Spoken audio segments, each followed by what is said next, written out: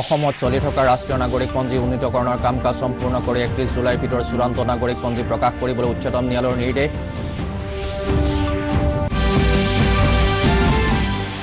অসম বিধানসভাত আজি 2019-2020 বৰ্ষৰ ৰাজ্যিক বাজেট উত্থাপন, মূলধনী সম্পদ সৃষ্টি আৰু মধ্যবিত্তৰ সকাহৰ বাবে কেতবোৰ আঁচনি ঘোষণাৰ সম্ভাৱনা।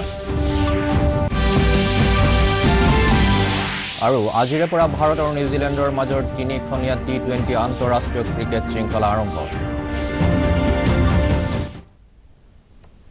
নমস্কাৰ, পুৱাৰ বাতৰিৰ সৈতে ষ্টুডিঅ'ত মই অশোক কুমাৰ দাস। এতিয়া বিতং বাতৰি। অসমত চলি থকা ৰাষ্ট্ৰীয় নাগৰিকপঞ্জী উন্নীতকৰণৰ কাম কাজ সম্পূৰ্ণ কৰি ৩১ জুলাইৰ ভিতৰত চূড়ান্ত নাগৰিকপঞ্জী প্ৰকাশ কৰাত উচ্চতম ন্যায়ালয়ে সুদৃঢ় স্থিতি গ্ৰহণ কৰিছে। এই কাম কাজ কোনো কাৰণতে বাধাগ্ৰস্ত হ'বলৈ দিয়া নহ'ব বুলি উচ্চতম ন্যায়ালয়ে কালি ঘোষণা কৰে। দেশৰ মুখ্য ন্যায়াধীশ ৰঞ্জন গগৈ আৰু ন্যায়াধীশ ৰোহিন্টন ফলি নৰিমানৰ এখন খণ্ড বিচাৰপীঠে কেন্দ্ৰীয় গৃহ মন্ত্ৰালয়ৰ এখন আবেদনৰ শুনানি গ্ৰহণ কৰি কয় যে নাগৰিকপঞ্জীক কাম কাজ সম্পূৰ্ণ কৰাত কেন্দ্ৰই যথোপযুক্ত সহযোগিতা আগবঢ়োৱা নাই। গৃহ মন্ত্ৰালয়ে প্ৰক্ৰিয়াটো ধ্বংস কৰাৰহে চেষ্টা কৰা বুলিও সৰ্বোচ্চ ন্যায়ালয়ে ভৰ্ৎসনা কৰে। উল্লেখযোগ্য যে গৃহ বিভাগে অসমত নিয়োজিত কেন্দ্ৰীয় সশস্ত্ৰ আৰক্ষী বাহিনীৰ কোম্পানীক সাধাৰণ নিৰ্বাচনৰ নিৰাপত্তাৰ দায়িত্বৰে ২ সপ্তাহৰ বাবে ৰাজ্যৰ বাহিৰলৈ নিবলৈ উচ্চতম ন্যায়ালয়ৰ অনুমতি বিচাৰি এখন আবেদন দিছিল। সেই আবেদনৰ শুনানি লৈ বিচাৰপীঠখনে কয় যে নিৰ্বাচন আৰু নাগৰিকপঞ্জী উন্নীতকৰণ দুয়োটা কামেই গুৰুত্বপূৰ্ণ, গতিকে দুয়োটা কাম একেলগে কৰিবলৈও সৰ্বোচ্চ ন্যায়ালয়ে নিৰ্দেশ দিয়ে। অসমত চলি থকা ৰাষ্ট্ৰীয় নাগৰিকপঞ্জী উন্নীতকৰণৰ কাম নিৰ্ধাৰিত সময়তে সম্পূৰ্ণ কৰা হ'ব বুলি কেন্দ্ৰীয় গৃহ মন্ত্ৰণালয়ে স্পষ্ট কৰি দিছে। কালি গৃহমন্ত্ৰী ৰাজনাথ সিঙে এটা বিবৃতিত জনায় যে অসমত হ'বলগীয়া নতুন নাগৰিকপঞ্জীত কোনো বিদেশীৰ নাম অন্তৰ্ভুক্ত নহ'ব আৰু ভাৰতীয় নাগৰিকৰ নাম বাদ পৰি নৰয়। এই প্ৰক্ৰিয়া সুকলমে সম্পূৰ্ণ কৰা হ'ব বুলিও তেওঁ স্পষ্ট কৰি দিয়ে। অসম বিধানসভাত আজি বিত্তমন্ত্ৰী ডক্টৰ হিমন্ত বিশ্ব শৰ্মাই 2019-2020 বৰ্ষৰ ৰাজ্যিক বাজেট উত্থাপন কৰিব। দিনৰ 10:30 বজাত বিত্তমন্ত্ৰীগৰাকীয়ে বাজেট ভাষণ আৰম্ভ কৰিব। বাজেট সন্দৰ্ভত মন্ত্ৰীগৰাকীয়ে প্ৰকাশ কৰা মতে মূলধনী সম্পদ সৃষ্টি আৰু দাৰিদ্ৰ্য সীমাৰেখাৰ তলৰ তথা মধ্যবিত্তৰ সকাহৰ বাবেও কেতবোৰ আঁচনি চৰকাৰে ঘোষণা কৰিব। আনহাতে বিধানসভাৰ অধ্যক্ষ হিতেন্দ্ৰনাথ গোস্বামীয়ে সদনৰ চলিত বাজেট অধিৱেশনতে নাগৰিকত্ব সংশোধনী বিধেয়ক সম্পৰ্কে আলোচনা হ'ব বুলি আশ্বাস দিছে। অসম গণ পৰিষদৰ নেতা ফণীভূষণ চৌধুৰী আৰু কেশৱ মহন্তই এই বিষয়টো সদনত উত্থাপন কৰে।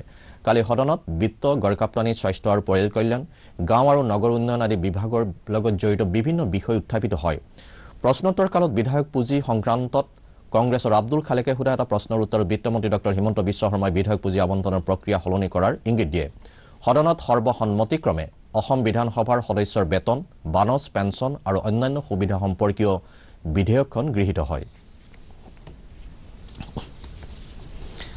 মুখ্যমন্ত্ৰী সৰ্বানন্দ সোণোৱালে কালি গোলাঘাট জিলাৰ বগৰীজেঙত গোলাঘাট অভিযান্ত্ৰিক মহাবিদ্যালয় আনুষ্ঠানিকভাৱে উদ্বোধন কৰে। ৪৬ কোটি ৬৮ লাখ টকা ব্যয়েৰে ১১০ বিঘা মাটিত নিৰ্মাণ কৰা এই মহাবিদ্যালয়খনৰ আসনৰ সংখ্যা ১৮০খন।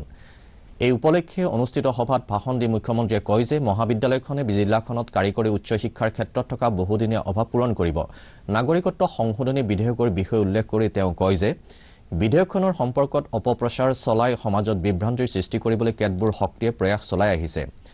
অসমৰ খিলঞ্জীয়া লোকসকলৰ স্বাৰ্থৰ সুৰক্ষাৰ প্ৰতি ৰাজ্য চৰকাৰ দায়বদ্ধ বুলিও তেওঁ মন্তব্য কৰে। সভাত শিক্ষামন্ত্ৰী সিদ্ধাৰ্থ ভট্টাচাৰ্য, বিধায়িকা অজন্তা নেওগ, উচ্চ শিক্ষা বিভাগৰ প্ৰধান সচিব মনিন্দৰ সিং আৰু কাৰিকৰী শিক্ষাৰ সঞ্চালক মৌচুমী বৰুৱাও উপস্থিত আছিল। মুখ্যমন্ত্ৰী সৰ্বানন্দ সোণোৱালে কালি গুৱাহাটীত আছিয়ানৰ অন্তৰ্গত দেশসমূহৰ ৰাষ্ট্ৰদূত আৰু উচ্চায়ুক্তসকলক লগত মত বিনিময় কাৰ্যসূচীত অংশগ্ৰহণ কৰে। এই কাৰ্যসূচীত মুখ্যমন্ত্ৰীয়ে কয় যে আছিয়ান দেশসমূহে সংঘবদ্ধভাৱে প্ৰয়াস চলালে এই অঞ্চলটো বিশ্বৰ অন্যতম ক্ষেত্ৰলৈ ৰূপান্তৰিত হ'ব।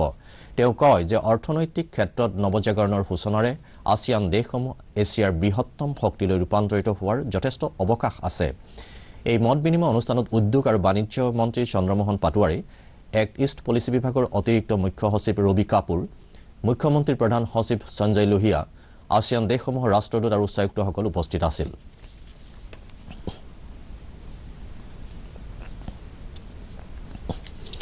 পঞ্চায়ত আৰু গ্ৰামোন্নয়ন মন্ত্ৰী নৱকুমাৰ দলে কালি শহীদ কুশল কোঁৱৰ সাৰ্বজনীন বৃদ্ধ পেঞ্চন আঁচনিখন আনুষ্ঠানিকভাৱে উদ্বোধন কৰে। এই আঁচনিৰ অধীনত ৰাজ্যখনৰ 4 লাখ জ্যেষ্ঠ নাগৰিক উপকৃত হ'ব। এই আঁচনিৰ অন্তৰ্গত হিতাধিকাৰীসকলৰ ক্ষেত্ৰত দাৰিদ্ৰ সীমাৰেখাৰ তলৰ বা ঊৰ্ধৰ জ্যেষ্ঠ নাগৰিকৰ ক্ষেত্ৰত কোনো ধৰণৰ পাৰ্থক্য নাথাকিব।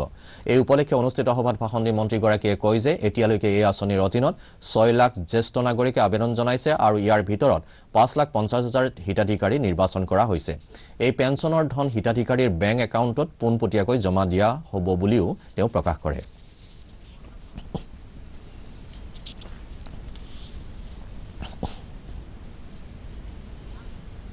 দক্ষিণ পূব এছিয়াৰ দেশসমূহৰ মাজত পথ, ৰেল আৰু জল পৰিবহণৰ লগতে বিমান যোগাযোগ ব্যৱস্থা উন্নীত কৰাৰ ৰাজ্যপাল অধ্যাপক জগদীশ মুখীয়ে গুৰুত্ব আৰোপ কৰিছে।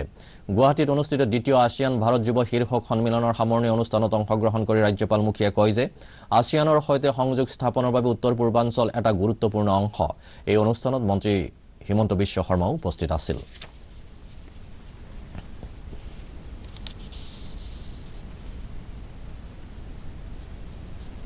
ভাৰতে নিউজিলেণ্ডৰ বিৰুদ্ধে এদিনীয়া শৃংখলা 4-1 ব্যৱধানত হস্তগত কৰাৰ পিছত আজিৰ পৰা দুয়োখন দেশৰ মাজত 3খনীয়া টি20 আন্তঃৰাষ্ট্ৰীয় ক্ৰিকেট শৃংখলা আৰম্ভ হ'ব। ভাৰতৰ নিয়মীয়া অধিনায়ক বিৰাট কোহলীক জিৰণি দিয়াৰ ফলস্বৰূপে টি20 শৃংখলাটোত ৰোহিত শৰ্মাই অধিনায়কৰ দায়িত্ব পালন কৰিব। আজি দিনৰ 12:30 পৰা খেলখন ৱেলিংটনত অনুষ্ঠিত হ'ব। 21 বছৰীয়া প্ৰতিভাৱান খেলুৱৈ ঋষভ পন্তৰ অন্তৰ্ভুক্তিয়ে ভাৰতীয় দলটোৰ শক্তি নিশ্চিতভাৱে বৃদ্ধি কৰিব। আনহাতে মাৰ্টিন গাপটিল আৰু জিমি নিছামৰ আঘাতে নিউজিলেণ্ড দলটোৰ সন্মুখত জটিল সমস্যাৰ সৃষ্টি কৰিছে। নতুন দিল্লীত অনুষ্ঠিত গণৰাজ্য দিৱসৰ কাৰ্যসূচীত অংশগ্ৰহণ কৰি গুৱাহাটীলৈ উভতি অহা NCC কেডেটসকলে কালি ৰাজভৱনত ৰাজ্যপাল অধ্যাপক জগদীশ মুখীক সাক্ষাৎ কৰে। কেডেটসকলৰ লগত মেজৰ জেনেৰেল ৰাজু চৌহানো আছিল।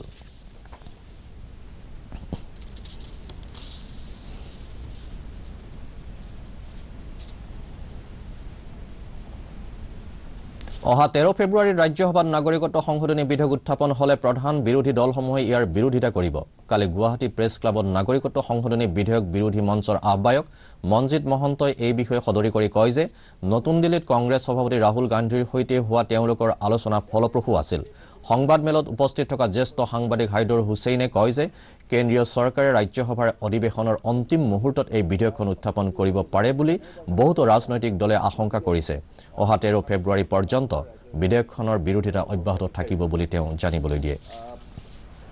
বিভিন্ন ধৰণৰ কথা বতৰা ওলাইছে, কিন্তু আমি এই কথাটো আপোনালোকক ক'বলৈ পাই বিলখন সমৰ্থন কৰে তেতিয়াহ'লে বিৰোধী ঐক্যমতত উপনীত হোৱাৰ ক্ষেত্ৰত কিছু সহায় হ'ব পাৰে।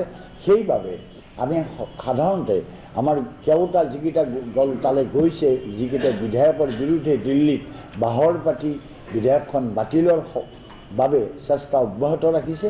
এটাইবোৰ সংগঠনে কংগ্ৰেছী নেতাকো লগ ধৰিছে, তাৰ ভিতৰত ৰাহুল গান্ধীক লগ। প্ৰধানমন্ত্ৰী জন আৰোগ্য যোজনাৰ অধীনত এতিয়ালৈকে দেশৰ মুঠ 14,000 চিকিৎসালয় তালিকাভুক্ত হৈছে। ইয়াৰে 7,041খন চৰকাৰী চিকিৎসালয়। গুজৰাটত এনেধৰণৰ সৰ্বাধিক 2,677খন আৰু তামিলনাডুত 1,009খন চিকিৎসালয় আছে। কালি ৰাজ্যসভাত এই তথ্য প্ৰকাশ কৰা হয়। গুৱাহাটীৰ দেশভক্ত তৰুণৰাম ফুকন ইনডোৰ ষ্টেডিয়ামত অনুষ্ঠিত 29 সংখ্যক ছিনিয়ৰ ৰাষ্ট্ৰীয় ফেন্সিং প্ৰতিযোগিতাৰ কালি সামৰণি পৰে। এই প্ৰতিযোগিতাত SSCB দলে চেম্পিয়নৰ খিতাপ অৰ্জন কৰাৰ লগতে গোৱা আৰু ৰাজস্থান দলে দ্বিতীয় আৰু তৃতীয় স্থান দখল কৰে।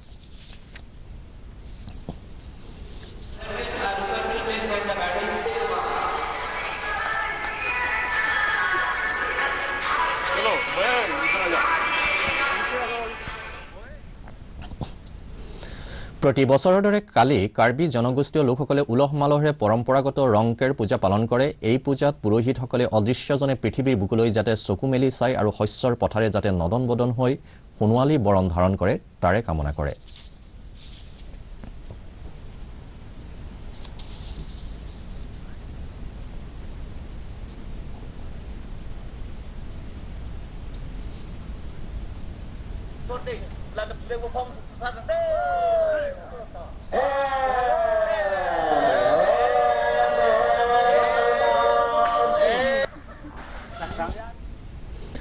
পথ সুৰক্ষা জীৱন সুৰক্ষা শ্লোগানেৰে কালিৰে পৰা তেজপুৰ জিলা পৰিবহণ বিষয়াৰ কাৰ্যালয়ত 30 সংখ্যক পথ সুৰক্ষা সপ্তাহ পালন কৰা হৈছে। এই উপলক্ষে আয়োজিত অনুষ্ঠানত শোণিতপুৰ জিলাৰ উপায়ুক্ত নৰসিং পোৱাৰে পতাকা উত্তোলন কৰে। অনুষ্ঠানত শোণিতপুৰৰ অতিৰিক্ত উপায়ুক্ত কুলেন শৰ্মা, অতিৰিক্ত আৰক্ষী অধীক্ষক নুমল নাহাতাৰ উপ আৰক্ষী অধীক্ষক অনিন্দিতা গগৈও অংশগ্ৰহণ কৰে।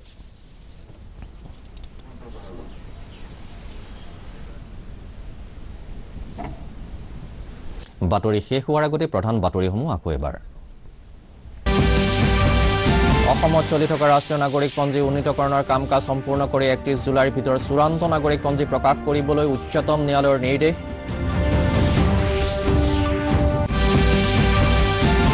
অসম বিধানসভাত আজি 2019-2020 বৰ্ষৰ ৰাজ্যিক বাজেট উত্থাপন, মূলধনী সম্পদ সৃষ্টি আৰু মধ্যবিত্তৰ সকাহৰ বাবে কেতবোৰ আঁচনি ঘোষণাৰ সম্ভাৱনা। আৰু আজিৰে পৰা ভাৰত আৰু নিউজিলেণ্ডৰ মাজৰ ৩খনীয়া টি-20 আন্তঃৰাষ্ট্ৰীয় ক্ৰিকেট শৃংখলা আৰম্ভ। আজি পুৱাৰ বাতৰি ইমানেই।